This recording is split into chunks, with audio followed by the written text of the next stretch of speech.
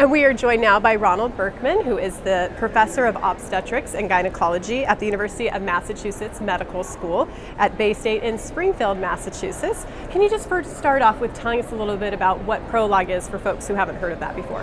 I think most people know what PROLOG means, but they don't realize that it stands for Personal Review of Learning in Obstetrics and Gynecology.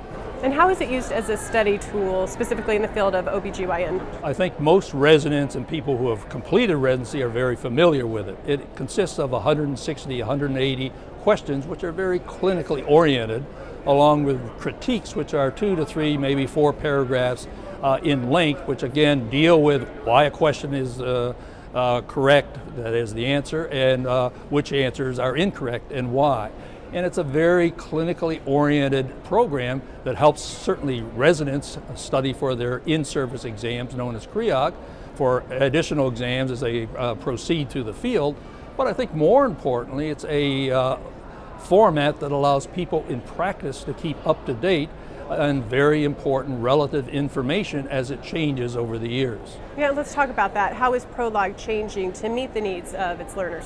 Well, I think, people are very familiar with its format of the self-assessment, which allows certainly people to get CME credits for the major volumes. You get 25 for completing that if you complete it successfully.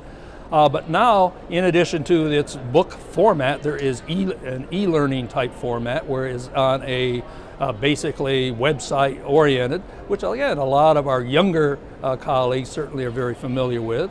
In addition, you can take the self-assessment also off a computer, which I think is also very important. And being introduced at this meeting is something known, I guess, as PROLOG Games, and it's, I think, just coming on. It's going to be shown in the educational arcade, and I think also elsewhere during the course of the meeting. And this allows someone to sort of have fun in assessing their knowledge base. So you can see how many questions you can get right before you have one wrong, or how many you can answer in a short period of time. So I think that adds a little bit of sport to the sometimes dullness of answering multiple choice questions.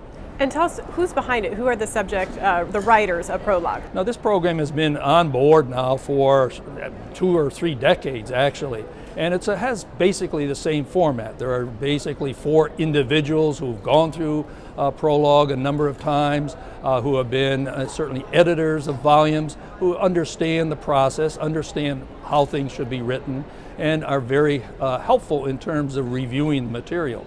In addition, 2 co-editors are assigned for each volume, along with 10 writers. So overall, there's about 16 people who have their input to each volume. And if you look at the sorts of things that go out here in terms of a peer review approach, actually PROLOG is probably the most peer-reviewed publication that I'm aware of.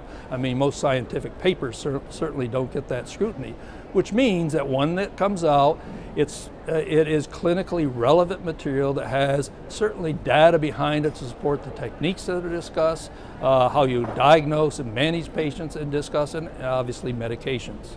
Very impressive. Thank you so much for talking with us, Ronald. Appreciate it.